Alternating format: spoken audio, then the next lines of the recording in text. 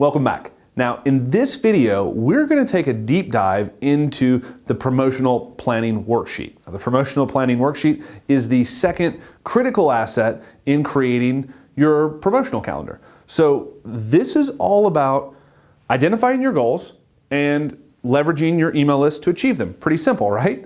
It's kind of part strategic planning and part promotional planning, which really the two are one and the same. It's just taking a big number and breaking it down. It's really important, and I'm excited to dive in. So let's go ahead and jump in and take a look at this goal.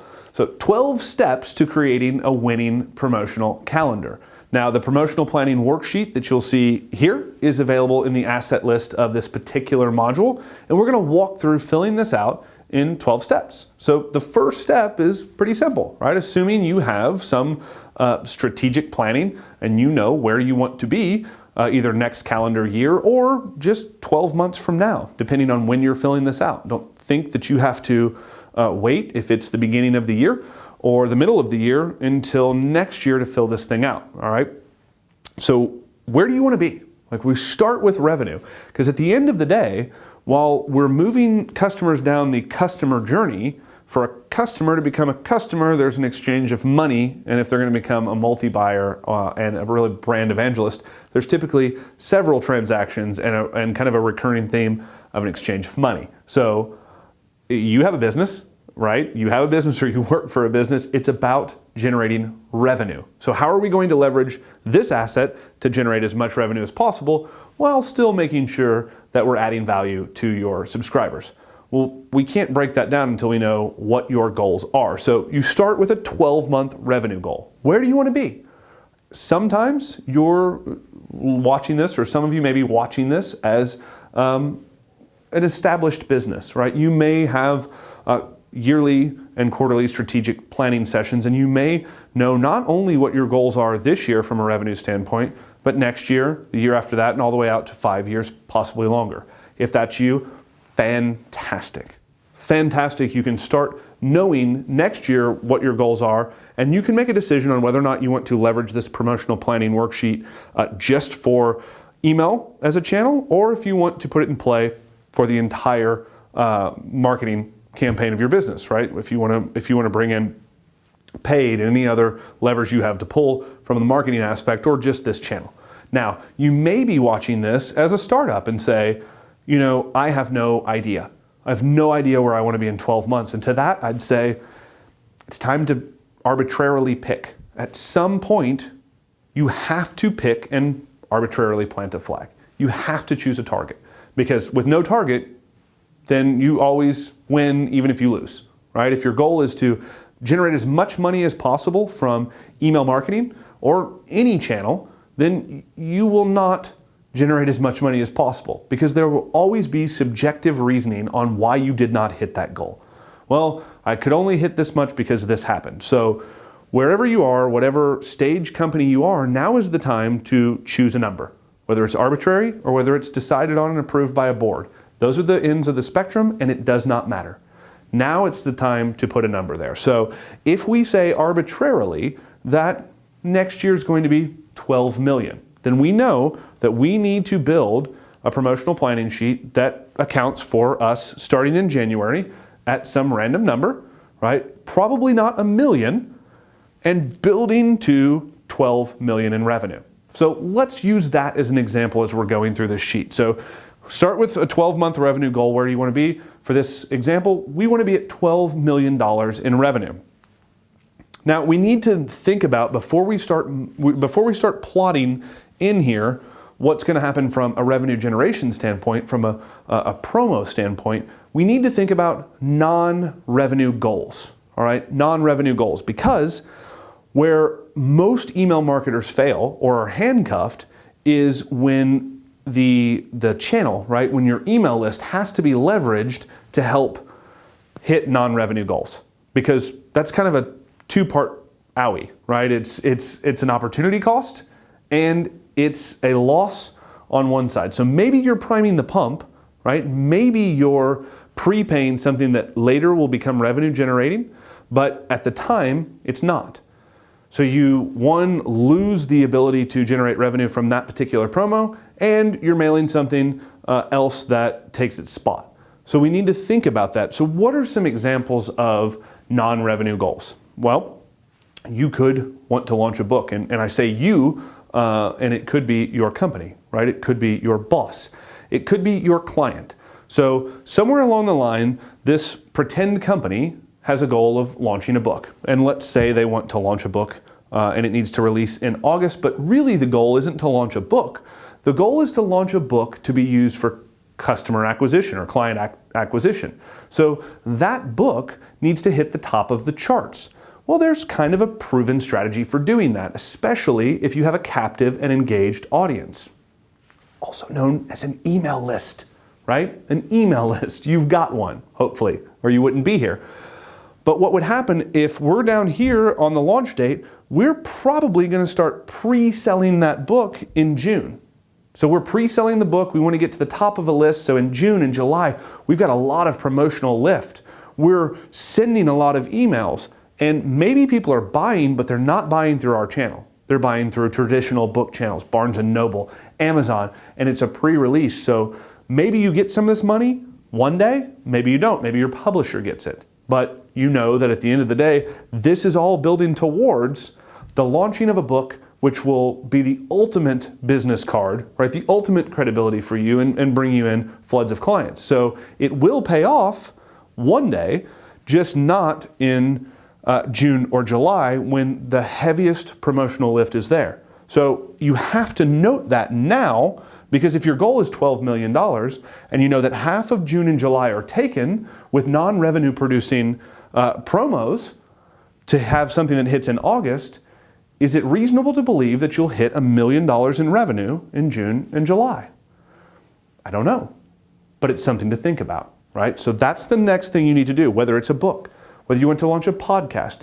Maybe you're a physical brick and mortar location and you're opening a new location and you need to start awareness campaigns, right? You need to start building up awareness and excitement about a new brick and mortar location, because when it opens, you probably want people to show up.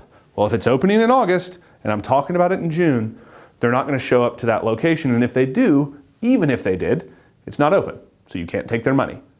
Non-revenue producing goal, right? We have to think about those in the beginning before we even start plotting revenue producing goals or revenue producing campaigns. So next we're going to look at holidays. Now, this is kind of a soapbox thing of mine. The internet retailer and the online publisher and all of the other businesses that have grown up in the internet age that aren't used to traditional marketing, right? Creating a store flyer and sending it out to the customers or handing it to them as they walk in the door, have kind of lost the tradition of participating in holidays. Now, I challenge you, whether you're a business owner, whether you're a consultant dealing with clients, or whether you're an employee and going through this to facilitate the marketing for a business, look at holidays, right? There are tons of resources out there to tell you not only what the holidays are every month of the year, but what themes are in those months. Even if it's a non-relevant holiday, I challenge you to participate in holiday promotions. And if you don't, whether you're B2B or B2C, it does not matter. You're swimming upstream. See, major holidays produce so much inertia in the marketplace that people get caught up. It doesn't matter. And if you're their expert and you're not participating, if you're trying to siphon off and you're having a message that's not congruent with everyone else's message, then you're swimming upstream.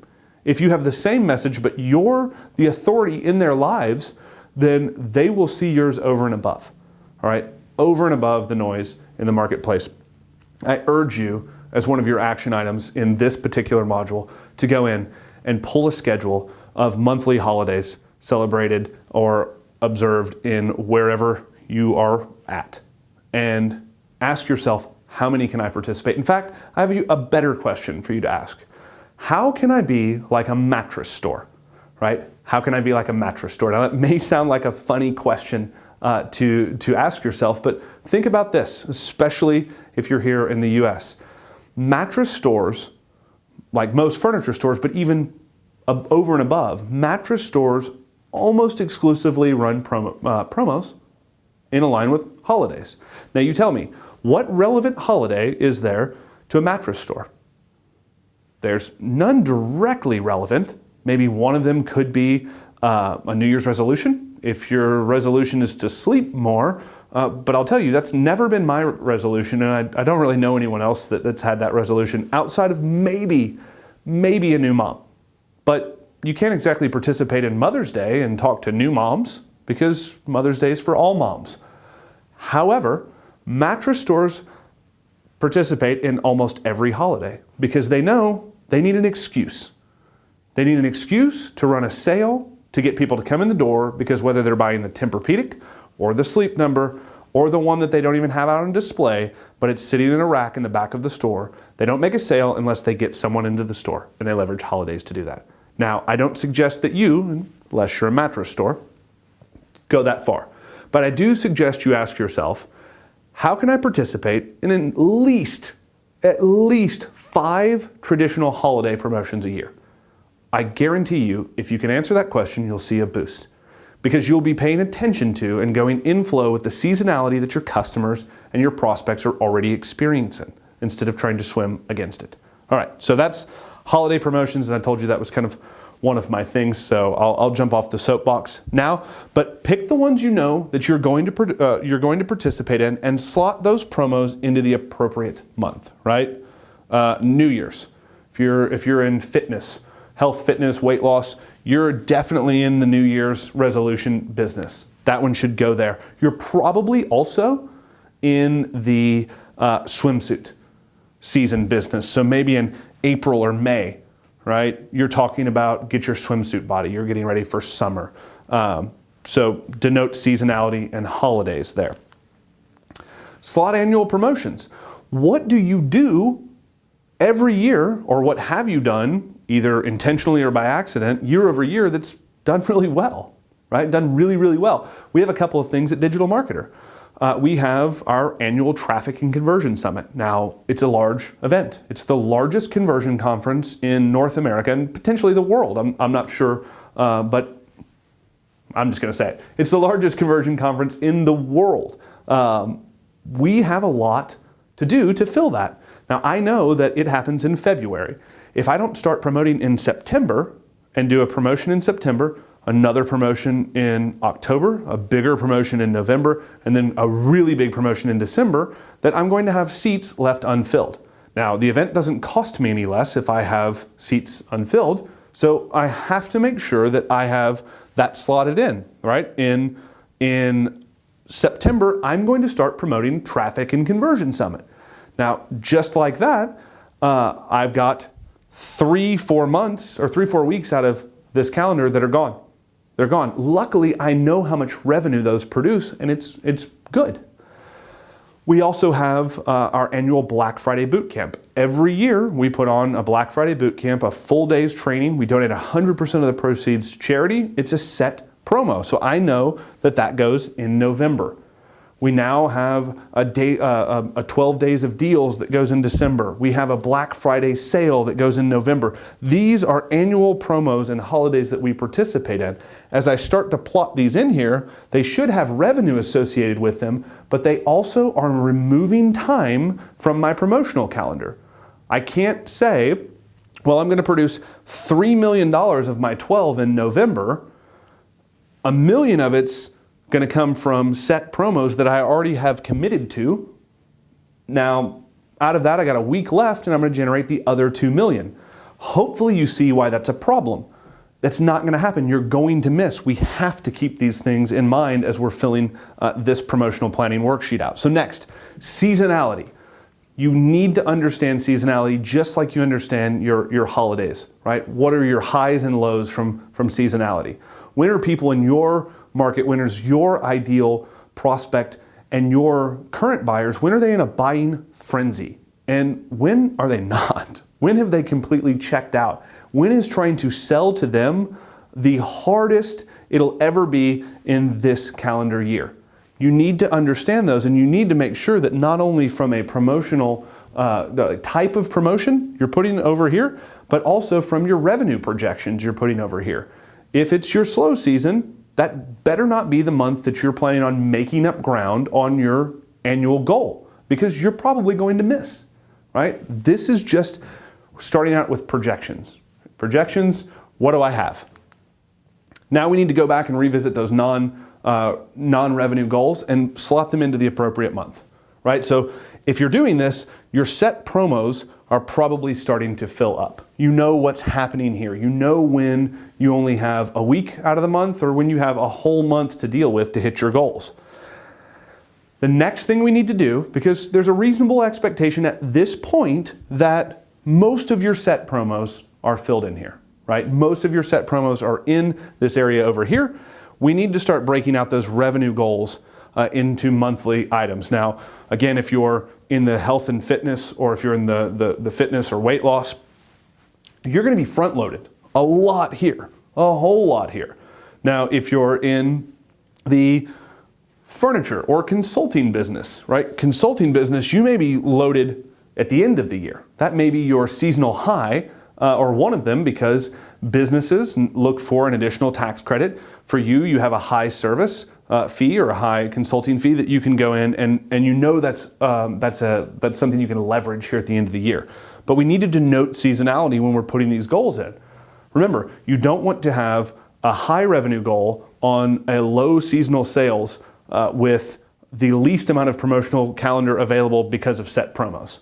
That's the worst case scenario. You'd actually like the opposite of that. So let's go ahead and put those goals in by month.